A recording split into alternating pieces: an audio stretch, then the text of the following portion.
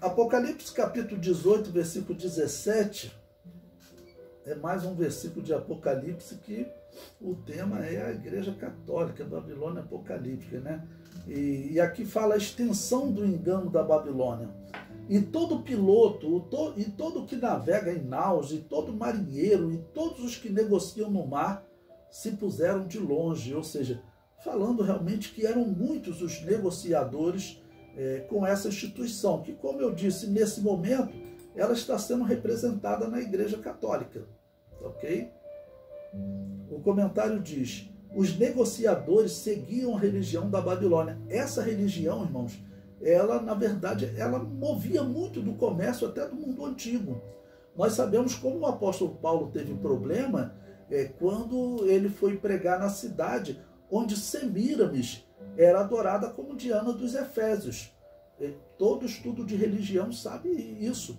E as pessoas que viviam do comércio daquela religião, porque aquelas divindades que determinavam saúde, que determinavam uma safra boa, uma boa colheita, determinava saúde para a família. Eles acreditavam que esses deuses determinavam. Então, por isso, eles, no caso, negociavam e tinha como ganhar muito dinheiro através dessas pessoas, ok? Então, por isso, os negociadores seguiam a religião da Babilônia.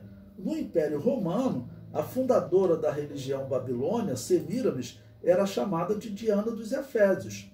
Atos 16, versículos 16 e 19. E aconteceu que, indo nós à oração, nos saiu ao encontro uma jovem que tinha espírito de adivinhação, a qual, adivinhando, dava grande lucro aos seus senhores. E vendo seus senhores que a esperança do seu lucro estava perdida, prenderam Paulo e Silas e os levaram à praça à presença dos magistrados. Bom, ao mesmo tempo que nós vemos como essa religião, ela fundada por Nimrod e Semíramis, como ela dominava o mundo, e você veja, era uma religião que envolvia possessão demoníaca. Por isso eu falo para vocês daquelas duas igrejas que surgem a partir da primeira perseguição que é dado chance de arrependimento, ali quando João foi preso no Apocalipse, nos anos 90, na última década do primeiro século, porque ali já surgiram bispos, lembrando que foi uma perseguição só em Roma, aconteceu só na cidade de Roma, ela não foi em todo o império.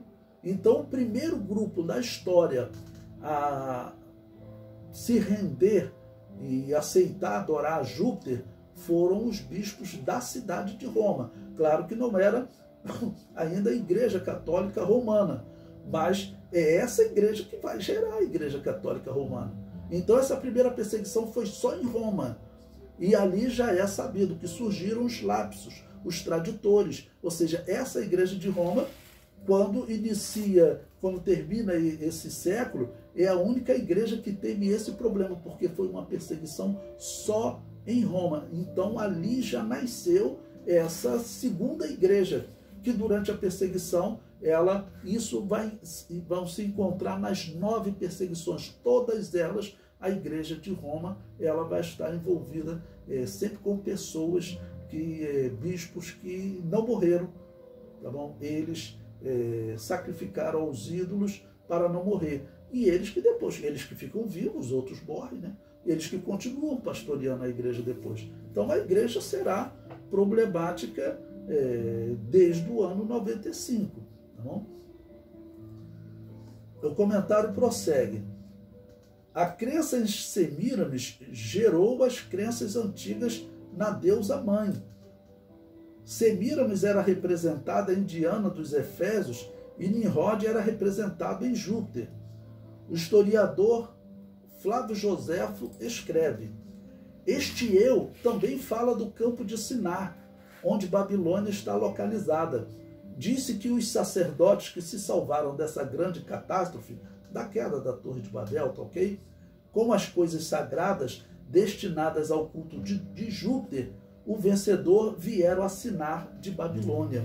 Ou seja, a história comprova, porque são 2 testemunhos, um historiador romano chamado Estieu e Flávio Joséfo, que ele escreve para o imperador a história que envolve a história do povo que o imperador havia destruído, né, Vespasiano, aquilo era para a glória dele, né? Então Flávio Joséfo teve essa função e tinha que ser um documento sério, né? Então, ou seja, a história comprova que a religião que dominava Roma, está sendo dito aqui por Flávio Joséfo, e ele cita historiadores romanos, a religião que dominava, a religião de Júpiter, ela nasceu em Babel com Nimrod. Isso não é uma lenda inventada agora, não. Isso sempre foi pregado pela verdadeira igreja de Jesus. Eu citei para vocês aí um grupo ali nos anos 1200, quando a Igreja Católica cria a Inquisição e persegue esse grupo por 300 anos, nós encontramos escritos, né, descrevendo o que aquela igreja defendia. Entre as coisas que aquela igreja defendia, eles diziam: a Igreja Católica é a Babilônia apocalíptica, né? Nós nunca fizemos parte dela, nós estamos separados dela desde os dias de Constantino, né? E cita aquele que seria o Papa daquela época, né? Então, essas igrejas, elas existiam, a Igreja Católica perseguia. Então, isso é uma comprovação da história. Então, tinha aqui também, pelo ano 1200, duas igrejas. Lá nas perseguições não tinham duas igrejas? Tinha uma igreja que ela adorava no culto de Júpiter para não morrer.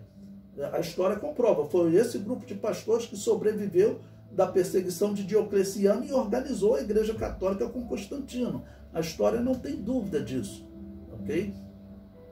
A história também comprova que esses homens acabaram por adotar a religião de Roma. Até o dia 25 de dezembro, eles tiraram do paganismo. Isso é sabido. Ninguém sabe a data que Jesus nasceu. E não existe profecia voltada para a data do nascimento de Jesus. A Igreja Católica que fez um calendário como se o nascimento de Jesus fosse profético. A morte de Jesus é que estava profetizado na morte do Cordeiro Pascal.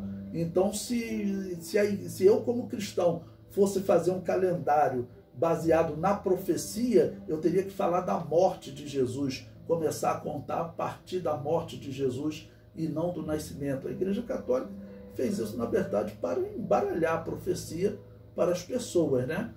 Não foi bom ela botar um calendário baseado no nascimento de Jesus. Ela tinha que botar, se fosse profético, na morte do Cordeiro Pascal, porque isso é profético, tá ok? E ela pegou o 25 de dezembro, todo mundo sabe que ela fez isso adotando do paganismo, porque o dia 25 de dezembro era o dia do culto de Mitra, do Sol invicto também, que era a adoração de Júpiter. O Sol era, vamos dizer, um símbolo praticamente de todos os deuses de Odin, né? Entre os celtas era muito comum a adoração ao Sol. Okay? Então eles adotaram, isso é sabido, a data, eles adotaram essa religião pagã e vão fazer com o nome de cristãos. A maior prova, para mim, uma das maiores, mas talvez a maior prova, são os títulos de Maria. Se você estudar na história, os títulos de Semíramis, era a rainha dos céus. Jeremias conflitou com as seguidoras da rainha dos céus. Semíramis era chamada de rainha dos céus, Nossa Senhora e Mãe de Deus. O estudo das religiões antigas mostram isso. E aí chega no ano 431 da era cristã, a Igreja Católica faz um concílio na cidade onde Semíramis era adorada, como Diana dos Efésios, e adota todos os títulos de Semíramis para Maria. Precisa dizer mais para considerar que é 100% provado que essa instituição, claro, ela adaptou o paganismo com características cristãs. Isso é provado na história. Eu não posso ensinar diferente disso. Quem ensina diferente disso ou está fechando os olhos para questões terríveis da história, ou então não conhece a história, né? Porque a história, infelizmente, ela é relatada assim.